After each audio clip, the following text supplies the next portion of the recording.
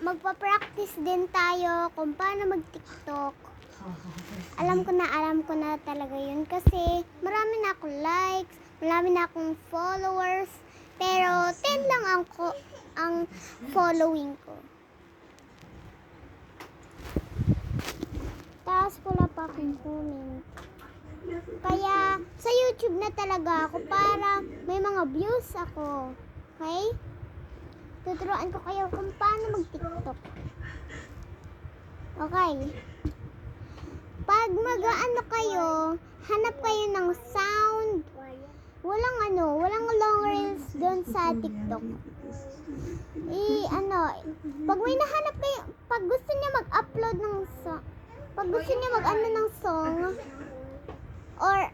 or sound, pindot niyo ang pag may nahanap kang video, tas pindutin mo yung nasa baba. Yung nasa baba, okay? Habang nag-TikTok kayo, mag-search ka ng favorite mong song, tas pindutin mo yung nasa baba, and press mo use this sound.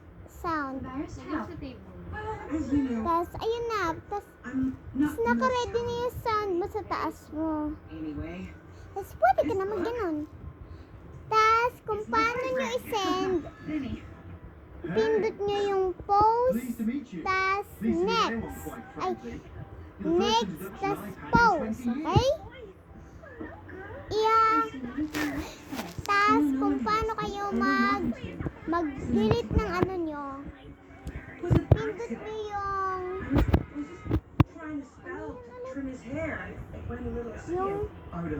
yung more, tas swipe nyo, may basurahan dun. Tas pindot nyo. Okay? Okay? Okay. Ganun lang mag-TikTok. Okay, bye! Bye! Bye!